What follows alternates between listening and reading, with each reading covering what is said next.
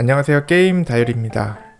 얼마 전에 세가 세턴 발매가 벌써 30주년이 됐다는 소식에 반가움보다는 지나가버린 세월에 대한 야속함이 먼저 느껴졌는데, 저에게는 영원히 인생 게임기로 기억될 세가 세턴에 대한 애정을 담아서 지금에도 여전히 재밌는 세턴 게임들을 발매된 순서대로 소개시켜드리고 함께 기억나는 옛날 얘기도 좀 해보겠습니다. 1994년 11월 22일 일본에서 세가 세턴이라는 차세대 CD 게임기가 발매되었다는 소식을 알고는 있었는데, 닌텐도의 슈퍼 패미콘 게임기에 한참 빠져있던 저는 크게 관심이 없었습니다. 그리고 다음해인 1995년, 저는 그때 중학교 2학년이 되었는데, 같은 반에서 친해진 한 친구가 갑자기 어머니께서 세턴을 사주셨다고 저를 집에 초대해줬고, 친구네 집에서 펜저 드래곤과 데이토나 USA 등의 게임들을 직접 해보고 충격적인 32비트 차세대 게임기의 매력을 경험하게 됩니다. 그 후 몇 달을 고민하다 결국 애지중지하던 슈퍼 패미콘과 게임팩들을 모두 동네 게임 매장에 팔았고 중고 세가 세턴을 가지게 되었습니다. 제 주변에는 네오지오를 팔아서 세턴을 구매한 같은 반의 또 다른 친구와 슈퍼 알라딘 보이를 팔고 세턴을 구매했던 다른 반의 친구까지 모이게 되면서 자연스럽게 세턴 4인방이 결성되었고, 저와 친구들은 그때부터 세가 세턴과 함께 눈물나게 행복한 하루하루를 보내게 됩니다.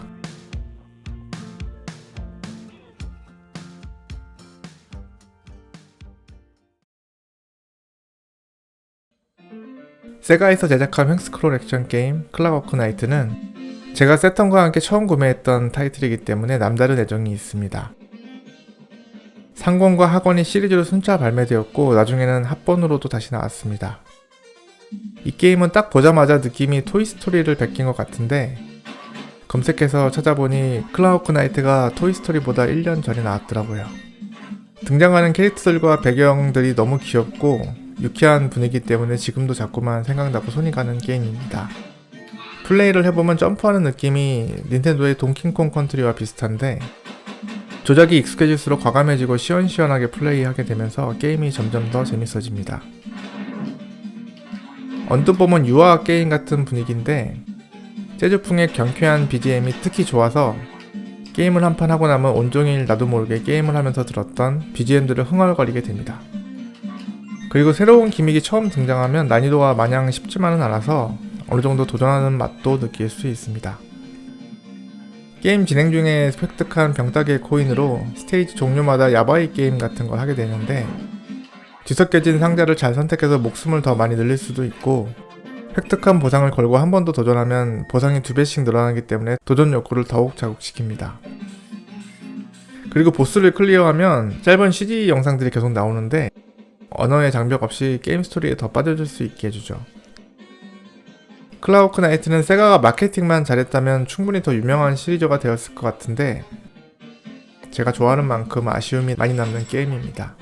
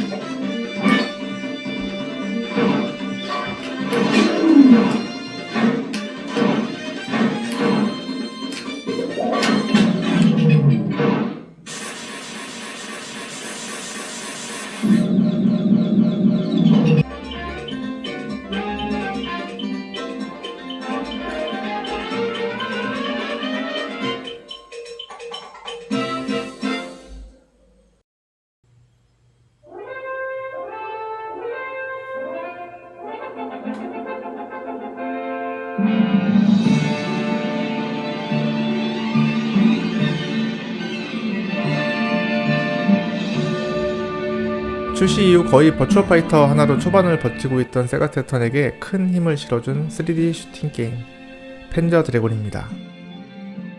펜저 드래곤은 타이틀 화면에 울려 퍼지는 음악만 들어도 이 게임을 처음 접했던 그때의 기억이 되살아납니다. 1995년에는 유튜브가 당연히 없었고 전화선에 모뎀을 연결해서 PC 통신을 하던 시절인데, 그나마 최신 게임 소식을 전해주는 월간 게임 잡지에서 출시 전에 게임에 대한 스크린샷 몇 장을 실어주면 그 사진을 가지고 최근 발매된 신작 게임들을 상상하고 평가해야 했습니다. 그나마 게임 매장에는 항상 따끈따끈한 신작 게임들이 나오자마자 매장에 전시된 TV에 틀어놨기 때문에 딱히 게임을 구매할 생각이 없어도 시간만 나면 게임 매장을 방문해서 구경하는 사람들로 항상 붐볐고, 그곳에서 봤던 게임의 오프닝과 데모 플레이 화면들이 게임 초반의 인기를 결정했습니다. 펜저 드래곤의 오프닝 CG 영상은 지금 보면 좀 허전한 느낌이 있는데, 그 당시에는 엄청난 퀄리티로 주목을 받았었고 영상 길이도 6분이 넘어서 게임 잡지에서는 시네마틱 영상으로 소개되었습니다. 후속작인 펜저 드래곤 츠바이도 더욱 발전된 그래픽으로 여전히 좋은 평가를 받고 있지만, 저는 세턴 초창기 때 처음 저를 가슴 설레게 했던 1편을 훨씬 더 좋아합니다. 세턴 3D 성능 한계로 지금 플레이하기는 살짝 심심한 화면을 보여주고 있는데, 게임의 분위기와 배경음악이 너무 뛰어나서 게임의 무게감을 더해주고 에피소드의 구성과 연출 등이 모두 뛰어나서 높은 완성도를 자랑합니다. 이 게임은 처음에 친구가 빌려줘서 플레이를 했었는데 게임이 너무 마음에 들어서 그 친구와 정말 많은 이야기를 나눴던 것 같아요. 특히 에피소드 4의 분위기와 시점 연출에 대해서 정말 많이 얘기를 했던 기억이 있고, 결과적으로 이렇게 세가라는 게임 회사에 스며들어서 아무도 시키지 않았는데 이런 영상을 혼자 만들고 있습니다.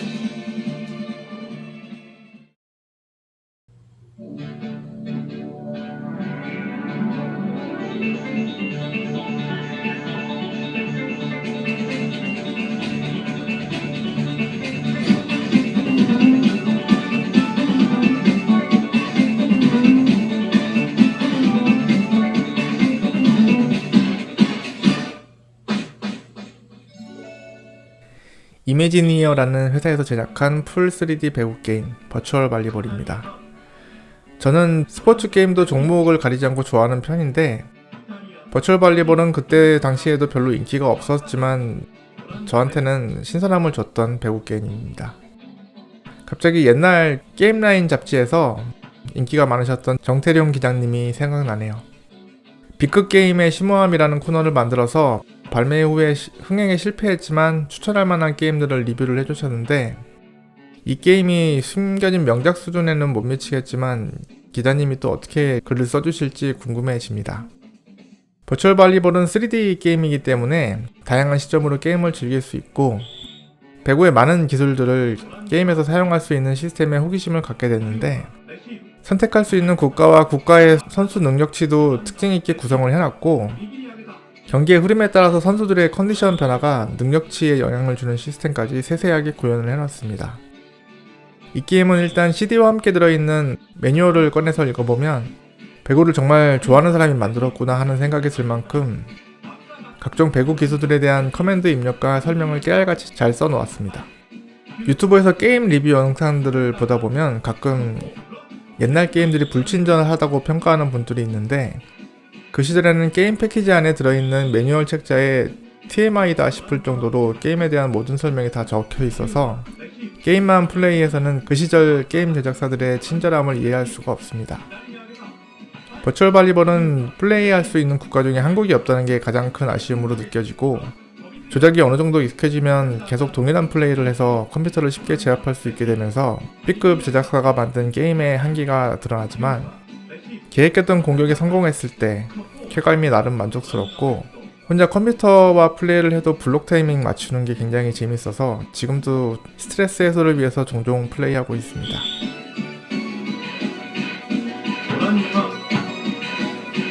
9番レシーブセンターからバックアタックオランダレシーブ左に上げたはいオランダのヒットオランダがしたセットカー1対0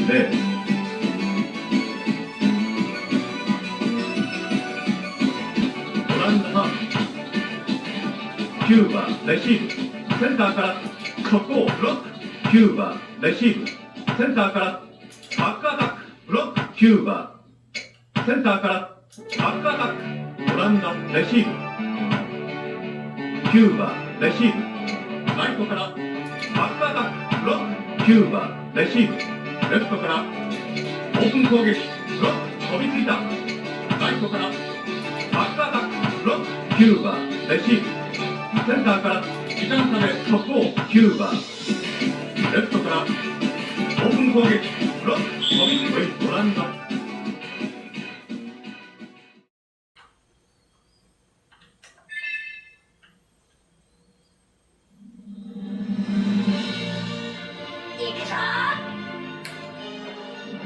아스타는 깔끔한 게임 그래픽과 진한 색감으로 신비로운 분위기를 잘 살린 2D 횡스크롤 액션 게임입니다. 발매 당시에는 버추얼 파이터와 펜저 드래곤 데이토나 USA 같은 3D 그래픽의 게임들과 경쟁을 해야 됐기 때문에 게임 잡지에서도 차세대 게임기에 어울리지 않는 게임이라며 비평하는 평론가들이 있었고, 그때 당시에도 평가가 많이 갈렸던 것으로 기억합니다. 오히려 몇십 년 뒤에 해외 레트로 게임 채널들에서 재평가되면서 아름다운 그래픽의 2D 횡스크롤 액션 게임으로 소개되는 일이 더 많아진 것 같네요. 이 게임도 제가 세가세턴을 처음 구경하러 친구 집에 놀러갔던 날 함께 플레이했던 게임인데, 정말 그래픽을 보고 깜짝 놀랐던 게임 중에 하나입니다. 첫 스테이지에서 새를 구하고 함께 다니는 새에게 도움을 요청하거나 공격을 명령할 수가 있는데, EP패드로 새를 조작할 수도 있지만 새 역할은 역시 지루한 면이 있습니다. 아스타는 일단 화면에 보여지는 캐릭터들이 엄청 큼지막하고 주인공이 좀 난쟁이 같긴 하지만 전완근이 엄청 발달해서 움직임에도 박력이 있고 색다른 매력을 느낄 수가 있으며, 스테이지가 모두 특색 있고 적당한 난이도로 잘 만들어졌다고 생각합니다. 대시로 달리기가 가능한데 적들에게 당하지 않으려면 생각보다 천천히 움직이게 되고, 보스전 등에서 조금만 타이밍이 늦어지면 기다리는 시간이 점점 늘어나서 성격이 급하신 분들에게는 추천드리지 못하겠네요. 앞서 소개드렸던 클라우크 나이트와 함께 잘 만들어진 세가 액션 게임인데, 둘 다 만족스러운 흥행을 성공시키지 못해서인지 아니면 세가가 망해서인지 세턴 이후에는 후속편이 나오지 못했습니다.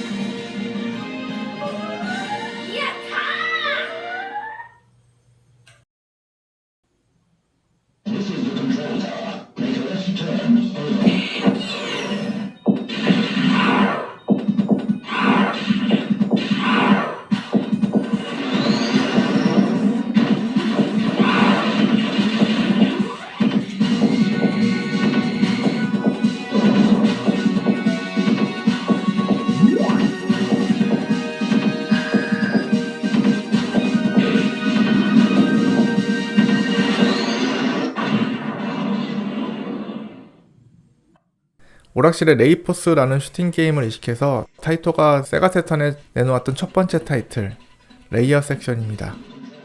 발매 당시에도 배경음악과 효과음이 일품이라고 친구가 신나서 소개를 시켜주면서 이 게임을 빌려줘서 정말 저도 재밌게 했던 게임인데, 게임의 디자인과 스토리가 약간 심오하고 진지한 분위기라서 그런지 지금 중년의 나이로 이 게임을 플레이해도 쉽게 질리거나 유치하게 느껴지지 않습니다.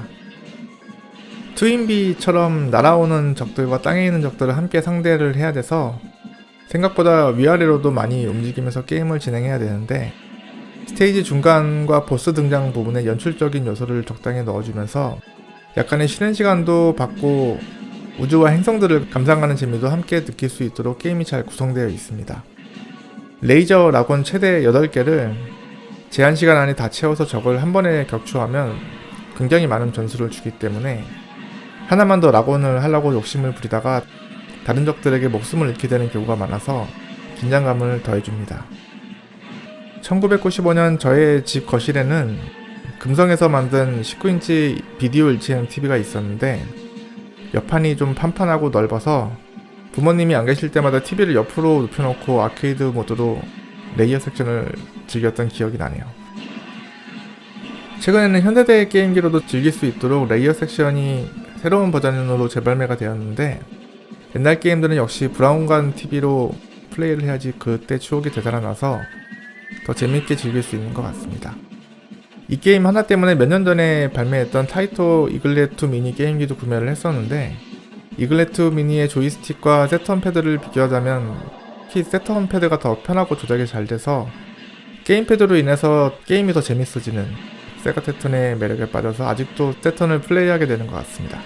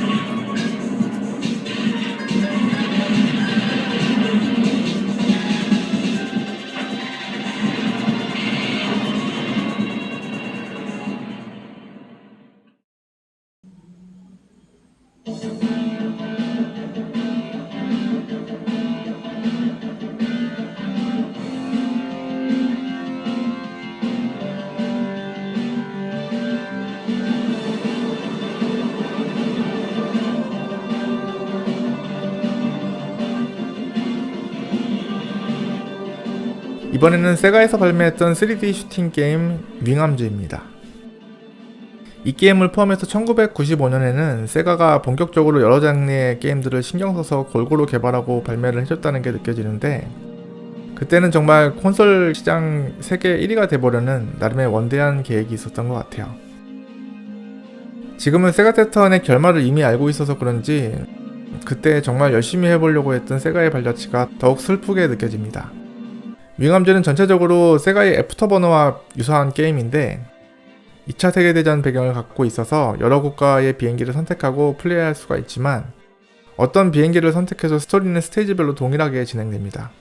이 게임도 풀 3D로 만들어져서 발매 당시에는 나름의 이슈를 만들어냈었지만 엄청 인기가 많았던 게임은 아니라서 금방 잊혀진 느낌이 있어요.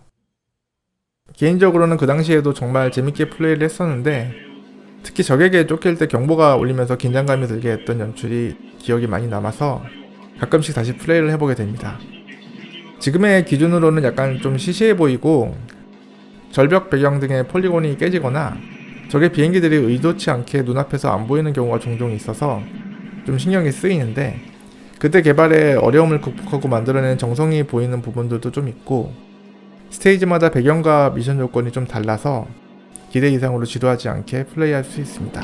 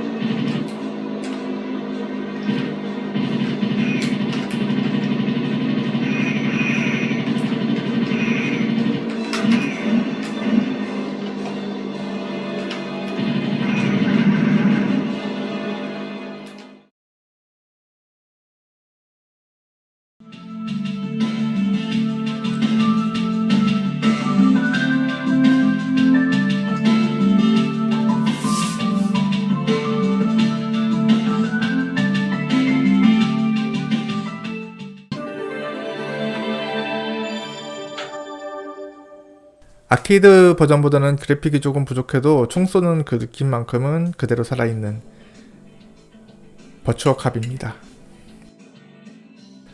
버추어캅은 이전에 볼 수가 없었던 풀 폴리곤 3D 건슈팅 게임이 처음 세상에 등장을 했기 때문에 오락실에서도 엄청 인기가 많았는데, 그 게임을 집에서 할 수 있다니 그 당시에는 보고도 믿어지지 않는 충격적인 소식이었습니다.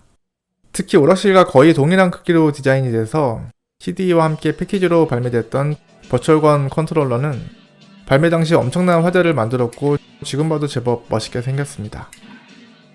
그 시절 불광역 근처에 제일플라자라는 건물 상가 2층에 물량도 많고 싸게 팔기로 유명한 게임샵이 있었는데, 신작 게임이 나오면 버스를 타고 매장에 가서 가지고 있던 CD를 팔고 차액을 지불하는 방식으로 신작 소프트를 많이 구매했었습니다.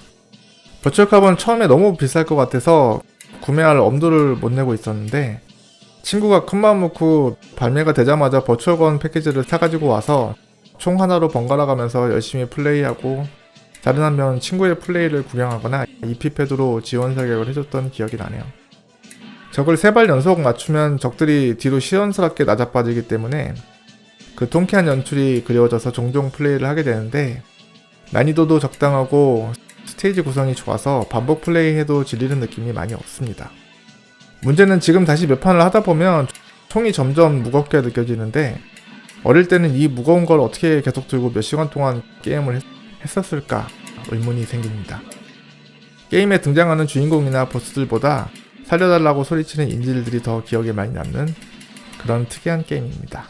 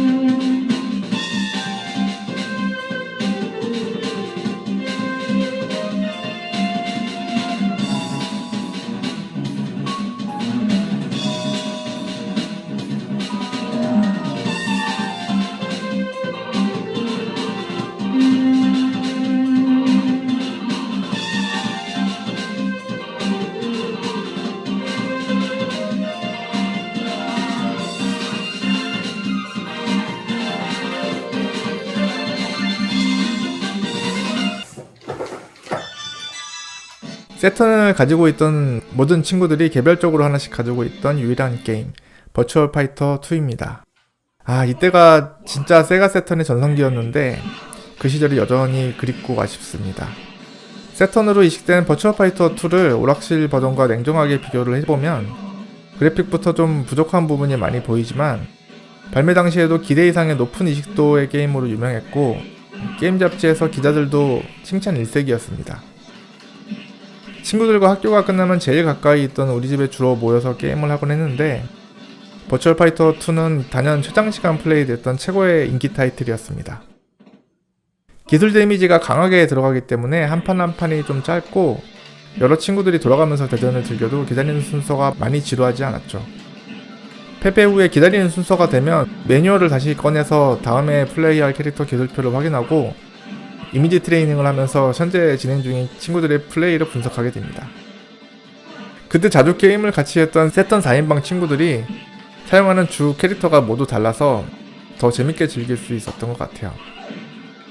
지금도 공격에 성공하면 반사신경처럼 대치기와 소치기를 군불해서 입력하고 있는 제 자신을 보면 절로 웃음이 납니다.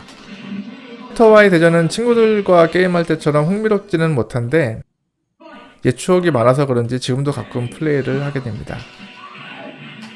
이때 게임들은 정말 세턴 패드에 최적화된 게임이라고 생각되는 게 엑스박스에서도 세턴에 발매됐던 여러 인기 게임들을 팔고 있어서 신나게 다 구매해서 플레이를 해보면 깔끔해진 화면을 보고 엄청 기분 좋게 게임을 시작했다가 현세대 게임에 적합한 엑스박스 패드로는 기술이 빠르고 정확하게 입력이 잘 안되는 느낌을 계속 받아서 몇 판 해보다가 꺼버리는 상황이 반복되었습니다. 세턴 패드는 모든 기술 입력이 다 잘 되지만 지금의 패드들과 비교하면 특히 대시와 백대시 입력이 정말 빠르고 정확하게 잘 되는 것 같아요.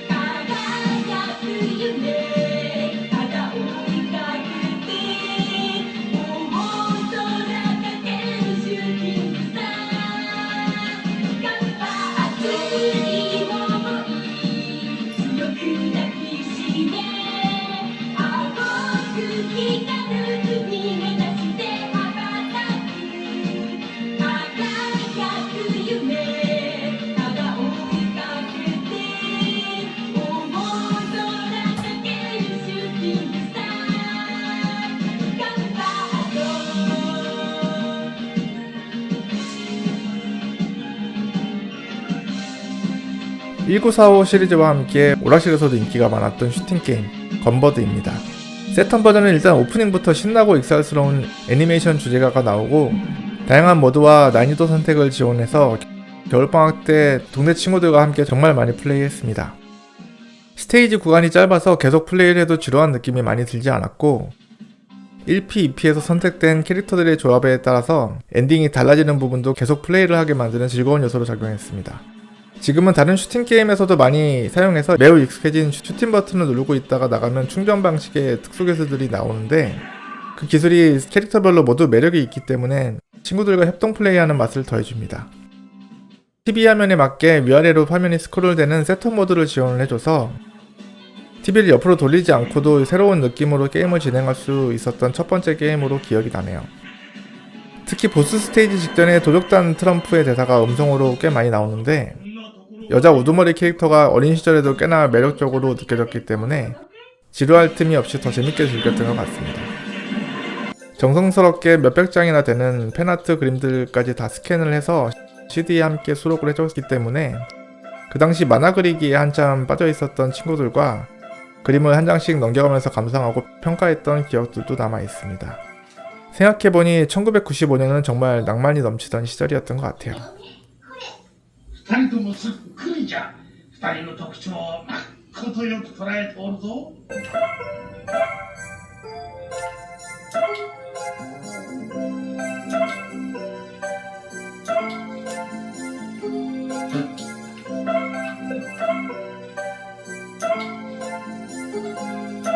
私の戦術により敵の弾を消し去ることができるある。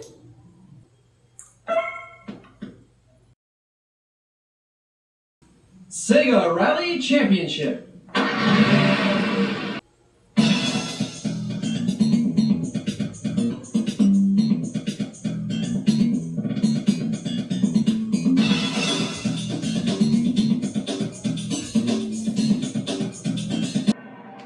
세가 랠리 챔피언십.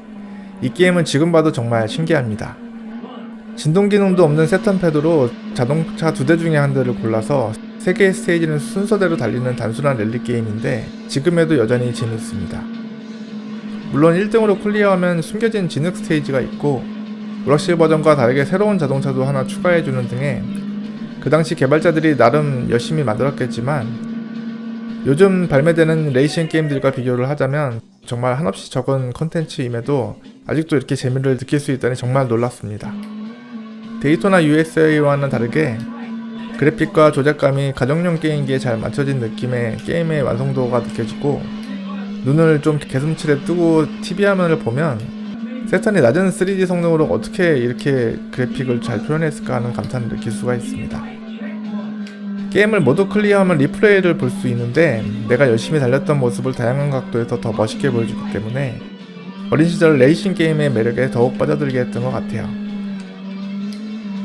예전에도 거실 TV에 공비디오를 놓고 게임 화면을 녹화하면서 세가랠리를 플레이하고 나중에 친구들과 함께 돌려보면서 이때 어떻게 해야지 더 빨리 달릴 수 있었는지에 대해서 서로 의견을 많이 나눴던 기억들도 있는데 지금 생각해보면 정말 열정적인 소년들이었던 것 같아요. 물론 가정용 게임답게 아케이드 모드 외에도 기록 단축을 연습하기 위한 다양한 주행 모드를 제공해줍니다.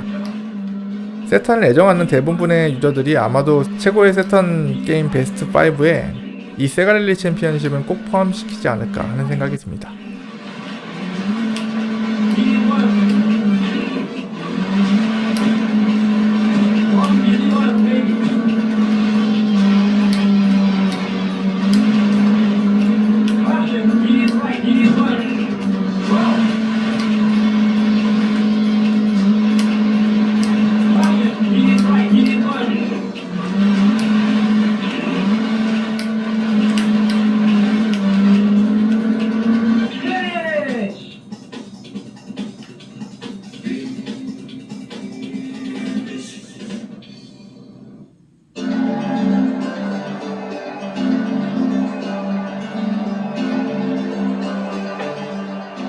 이렇게 1995년에 발매된 세턴 게임들 중에서 지금에도 재밌는 게임 10개를 소개시켜드렸는데 영상에서 소개시켜드리지 못한 세턴 명작 게임들을 간단하게 살펴보고 제가 추천드리는 지금에도 재밌는 1995년 세턴의 최고 게임을 선정해보겠습니다. 네, 95년도에 나온 명작 게임들 이렇게 8개 뽑아봤는데요. 발매일 순으로 이것도 제가 나열을 했어요. 데이토나 USA는 저도 굉장히 많이 즐겼는데 세가랠리에 좀 밀리는 감이 있어서 그 당시에는 굉장히 재밌게 했는데 요즘은 손이 많이 안 가는 것 같아요. 그래서 제외를 했고 블루시드 같은 것도 정말 예전에는 재밌게 했지만 지금 하기는 좀 쉽지가 않더라고요. 뭐 언어도 너무 많고 애니메이션을 보려고 열심히 했는데 지금은 유튜브가 있으니까 이거를 플레이하기가 쉽지가 않았습니다. 리그로드 사가 같은 것도 굉장히 저는 좋아했는데 이게 좀 생긴 게 너무 지금 보면 너무 웃겨서 좀 이질감이 생겼습니다. 마법계사 레이어스도 뭐 TV에서도 방영하고 굉장히 뭐 인기가 많았는데 이 게임은 입모양을 음성에 맞춰서 하는 걸 굉장히 강조를 했기 때문에 대화가 스킵이 되지 않습니다. 그래서 지금 하면은 좀 당황스럽고 좀 진행이 어려움이 있어요. 엑스맨 같은 경우는 뭐 지금에도 굉장히 재밌죠. 그래서 앞에 목록에 넣어도 괜찮을 것 같은데 제가 다른 데도 계속 엑스맨 시리즈를 좀 넣었기 때문에 여기에서는 좀 빼봤습니다. 좀 새로운 게임을 더 소개시켜드리고 싶어서 오락실에서 굉장히 인기가 많았고 굉장히 박력있고 좋은 게임인 것 같아요. 이 게임도. 다음은 NBA Jam 토너먼트 에디션인데 제가 굉장히 좋아하는데 미처 목록에 넣지 못했어요. 이게 1995년에 나온 거를 깜빡해서 버추얼 발리볼 같은 걸 빼고 이걸 넣었어야 되는데 제가 날짜를 미처 확인을 다 못했습니다. 그래서 굉장히 제가 좋아하고 또 추천드리는 게임이라고 알아주시면 될 것 같고 이 게임은 굉장히 유명하니까 뭐 많은 설명이 필요 없을 것 같습니다. 커버디스 같은 경우는 저는 정말 굉장히 재밌게 했는데 이거를 좋아하실 분이 또 계실지 모르겠어요. 그리고 일본어 압박이 너무 심해서 일단 우주 배경의 시뮬레이션 게임이고 함선을 조종하는 게임인데 캐릭터들도 좀 괜찮고 좀 대화만 일본어만 되면 정말 재밌게 아직도 즐길 수 있을 것 같은데 그 부분이 좀 아쉽습니다. 한글화를 해주신 분도 없고 뭐 인기가 많지는 않아서 커버디스 2까지 나왔었는데 저는 1을 더 재밌게 했어요. 진 여신전생 시리즈도 그 당시에는 정말 재밌게 했는데 그 당시 기억을 떠올려서 또 켜보면 이것도 일본어 압박 때문에 좀 하기가 좀 꺼려지더라고요. 그래서 제가 굉장히들 좋아하지만 좀 지금 하기는 쉽지 않아서 좀 눈물을 먹은 거 좀 뺀 목록들입니다. 네, 다음 제가 이미 말씀을 드렸지만 세가랠리 챔피언십이 지금에도 재밌는 게임 타이틀에 굉장히 어울리는 게임인 것 같습니다. 굉장히 단순한데 그 단순한 매력이 확실히 있는 것 같아요. 꾸준히 해도 계속 질리지 않고 재밌게 즐길 수 있는 게임인 것 같습니다. 클라우크 나이트는 제가 앞서 말씀드린 것처럼 굉장히 애정하는 게임인데 이 게임이 아직도 잘 되기를 바라고 있는 것 같은 그런 헛된 바람이 있습니다. 역시 음악 때문에 굉장히 높은 평가를 할 수가 있는 것 같고 계속 애정을 갖고 게임을 할 수가 있는 것 같아요. 이렇게 1995년 발매된 게임들을 같이 살펴봤고요. 이거는 시리즈별로 96년, 7년, 8년 이후 이렇게 준비를 하려고 하거든요. 그래서 이 시리즈를 뭐 얼마나 봐주실지 모르겠는데 일단 저는 묵묵하게 이 시리즈를 계속 만들겠습니다. 초반에 이거를 만들고 싶었는데 모든 게임함을 제가 플레이해서 녹화를 하다 보니까 시간이 좀 많이 소요되는 것 같아요. 그래도 열심히 계속 만들어 보겠습니다. 몇 분이라도 봐주시면 세턴을 좋아하고 계신 분들이 꽤 있는 것 같은데 그분들이랑도 좀 소통을 하고 싶고 그렇습니다. 여기까지 봐주신 분들이 또 얼마나 계실지 모르겠는데 일단 봐주셔서 감사드리고 저는 그럼 다음 영상에서 찾아뵙겠습니다. 시청해주셔서 감사합니다.